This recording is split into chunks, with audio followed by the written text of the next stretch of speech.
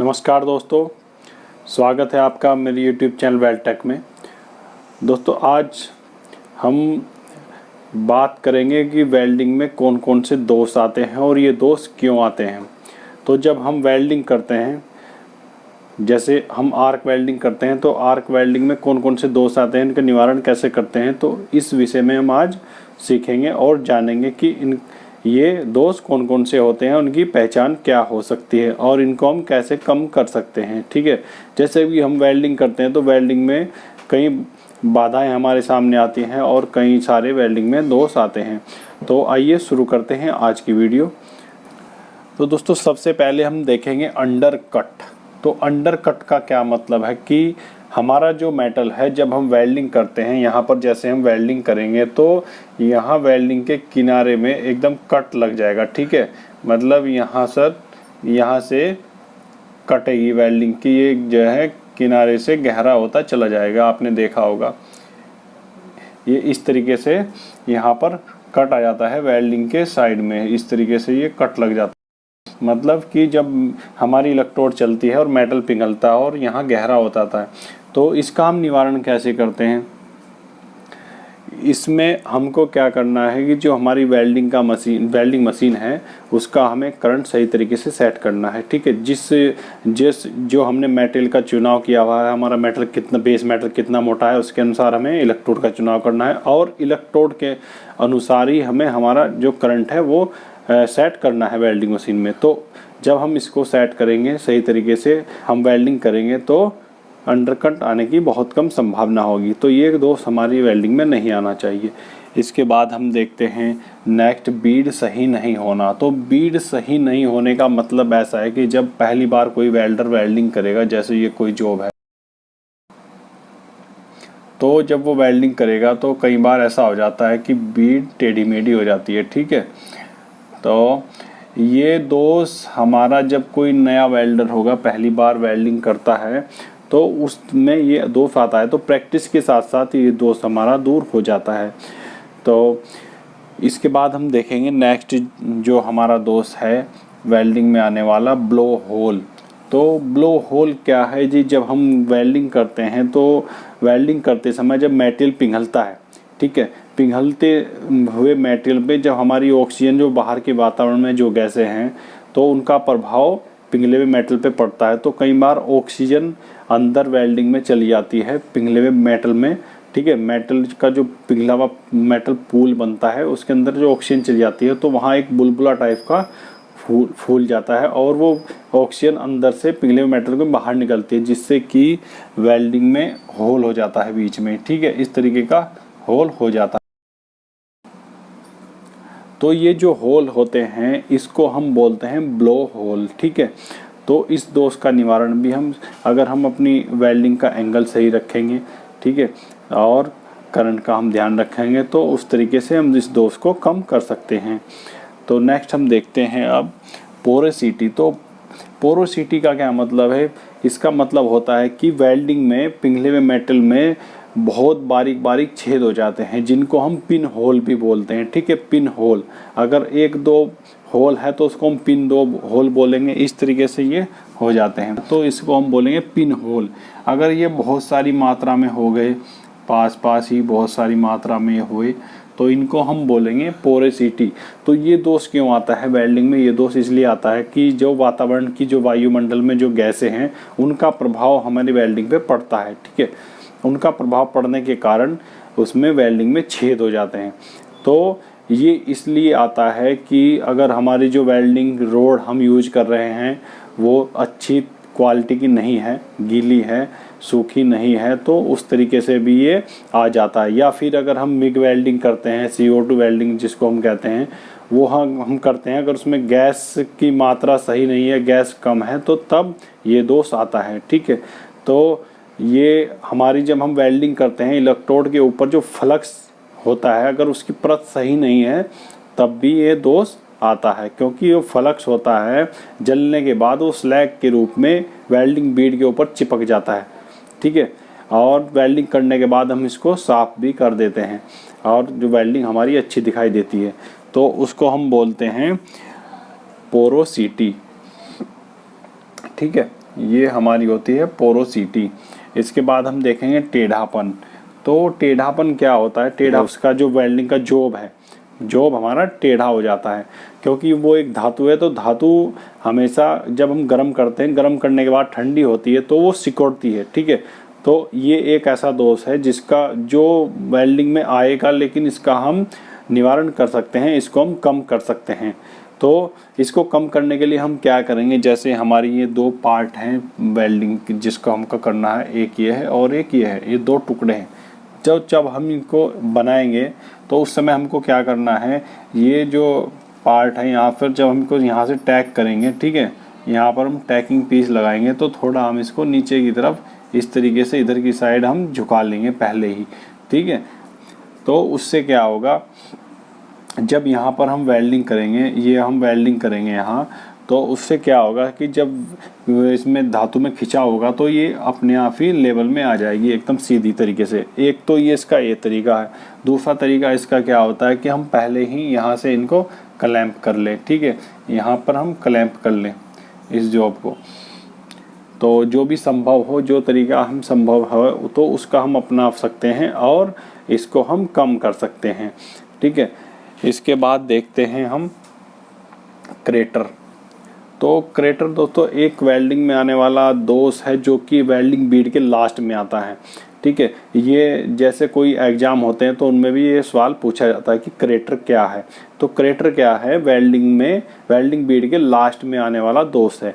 यहाँ पर जैसे हमने यहाँ से वेल्डिंग शुरू कर दी, ठीक है, तो वेल्डिंग करते समय हम जहाँ यहाँ पर रुकेंगे, तो यहाँ पर जब हम रुकेंगे तो यहाँ एक गोलाकार, एक अंडाकार टाइप का एक होल, एक गड्ढा हो जाता है, ठीक है। वो होता है वेल्डिंग, जब हम आर्क वेल्डिंग करते हैं तो इलेक्ट्रोड का जो फोर्स है उसके प्रेशर से हो जाता है। तो ये लास्ट में आएगा ही। तो इसका हम क्या करेंगे, जब हम यहाँ पर टैगिंग पीस लगाएंगे तो जब हम वेल्डिंग करते आएंगे तो वेल्डिंग करनी हमें यहाँ ख़त्म नहीं करनी जॉब के ऊपर, हम उसको करते समय यहाँ तक पहुँचेंगे और यहाँ ये क्रेटर जो है हमारा जो टैगिंग पीस है उसके ऊपर आएगा और वेल्डिंग हम जहाँ से काट देंगे तो हमारी जो पेवर जो अच्छी वेल्डिंग है वो हमें बच जाएगी, साफ़ सुथरी वेल्डिंग हमको मिल जाएगी, ठीक है। तो ये होता है क्रेटर और इसको हम इस तरीके से दूर कर सकते हैं। नेक्स्ट है हमारा क्रैक। तो क्रैक भी एक वेल्डिंग में आने वाला दोष है, उसको हम थ्रेड भी बोलते हैं। तो इस तरह के उसमें लाइनें आ जाती हैं, वेल्डिंग में ऐसे लाइनें आ जाती हैं, ठीक है। तो इनको हम ऐसे दूर कर सकते हैं, जैसे कुछ मेटल ऐसे होते हैं कि उनको हम वेल्डिंग करने से पहले प्री हीट करते हैं, ठीक है, पहले गर्म करते हैं और बाद में पोस्ट हीट भी करते हैं। तो यानी कि वेल्डिंग करने के बाद भी उसको हम गर्म करते हैं और धीरे धीरे ठंडा करते हैं। तो अगर हम कुछ ऐसा मेटल है, कुछ मेटल के जो गुण हैं उनको हमें ध्यान में रखना है वेल्डिंग करते समय, ठीक है। तो जब हम वेल्डिंग करेंगे तो पहले हम उससे वेल्डिंग करने से पहले उसको गर्म करेंगे और फिर वेल्डिंग करेंगे और बाद में धीरे धीरे ठंडा होने के लिए छोड़ देंगे, ठीक है। उसको हम बोलेंगे कि प्री हीट और पोस्ट हीट। अगर हम ये तकनीक अपनाएंगे तो हमारी वेल्डिंग में थ्रेड आने की संभावना बहुत कम होगी। नेक्स्ट देखते हैं स्लैग इंक्लूजन। तो स्लैग इंक्लूजन क्या है, जैसे हम वेल्डिंग करते हैं, जैसे मैंने अभी आपको बताया कि इलेक्ट्रोड के ऊपर फ्लक्स की परत होती है और वो फ्लक्स की परत वेल्डिंग करने के बाद स्लैग के रूप में वेल्डिंग बीड पर जम जाती है। तो कई बार जब हम वेल्डिंग करेंगे, जैसे हमने एक बीड लगाई तो ये अगर हमारी बीड की जो चौड़ाई है ज़्यादा है तो हमें इसमें दूसरी बीड भी लगानी होती है, ठीक है, उसको भरने के लिए। और तो हमें क्या करना है, जब हम इसको एक बीड लगा देंगे, यानी कि जब हम पहला रन लगाते हैं उसको बोलते हैं रूट रन। जैसे सबसे पहले हम रूट रन लगाएंगे तो उसको हम अच्छी तरीके से साफ कर लेंगे वेल्डिंग करने के बाद, रूट रन लगाने के बाद, ठीक है। तो हम साफ कर लेंगे, फिर उसके बाद दूसरा राउंड हम उस पर लगाएंगे। अगर हम साफ नहीं करेंगे तो उसके अंदर स्लैग फंसा रह जाएगा और वो स्लैग जो है हम आँखों से हमें दिखाई नहीं देगा। जब हमारे जॉब का एक्सरे होगा तो तब जाकर वो उसका पता लगेगा कि इस वेल्डिंग में दोष है। तो इस दोष का हम निवारण कर सकते हैं कि वेल्डिंग करने के बाद हम इसको साफ करें अच्छी तरीके से और उसके बाद हम आगे बढ़ें, ठीक है। नेक्स्ट हम देखते हैं अधूरी पेनिट्रेशन। तो दोस्तों पेनिट्रेशन क्या होता है, जब वेल्डिंग करते हैं दो जॉब को हम जोड़ते हैं उनके बीच जो एक गैप बना होता है, ठीक है। जैसे हमारी कोई जॉब है तो उसमें कम से कम 2.5 से 3 mm का हम गैप रखते हैं, 2 से 2.5 mm का भी रख लेते हैं, ठीक है। इलेक्ट्रोड का जो डायमीटर है, जैसे हम 2.5 mm के इलेक्ट्रोड का यूज कर रहे हैं तो हम 2.5 mm का उसमें गैप रख लेते हैं। 3 mm 3.25 की है तब भी हम 2 से 2.5 mm का गैप रख लेते हैं। तो उसको, उस गैप को बोलते हैं हम रूट गैप, ठीक है। रूट गैप, जैसे कि 2 जॉब हैं इस तरीके से और ये हमको जोड़ने हैं, ठीक है। तो ये बीच में जो हम गैप रखेंगे इसको हम बोलेंगे रूट गैप, ठीक है। तो जब हम पहला रन इस पे लगाएंगे, रूट रन हम इस पे लगाएंगे, तो पहला रन लगाने के बाद जो हमारी वेल्डिंग है, रूट रन है, तो जो प्लेट के दूसरे साइड जो निकलेगा उसको हम बोलेंगे पेनिट्रेशन। जैसे कि ये मान लीजिए कि हमारा ये बैक साइड है, हमारी प्लेट का बैक साइड है, तो जो बैक साइड जो वेल्डिंग निकलती है उसको हम बोलते हैं पेनिट्रेशन, ठीक है। उसको कहते हैं हम फ्यूजन की गहराई को पेनिट्रेशन कहते हैं। फ्यूजन मतलब पिघले हुए मेटल की जो गहराई है, ठीक है, जो जॉब के किनारे अच्छी तरह से पिघल जाते हैं और वेल्डिंग बाहर दिखाई देती है कि मतलब जॉइंट अच्छी तरीके से जुड़ गया है, तो उसको हम बोलेंगे पेनिट्रेशन। फ्यूजन की गहराई को पेनिट्रेशन कहते हैं, ठीक है। तो इसको हम इस तरीके से दूर कर सकते हैं कि जैसे हम पहला राउंड लगाएंगे तो उसमें हम एक जो गैप रखना है 2 से 2.5 mm के लगभग का जो गैप रखना होता है वो सही रखें, और जो हमारा वेल्डिंग का करंट है उसको भी हम सही रखें। उस तरीके से ही हम इसको दूर कर सकते हैं। और ये एक बहुत ही महत्वपूर्ण है कि इस चीज़ का हमें ध्यान रखना है कि पेनिट्रेशन हमारी अच्छी होनी चाहिए जॉब में, नहीं तो हमारा जॉब फेल हो जाएगा, ठीक है।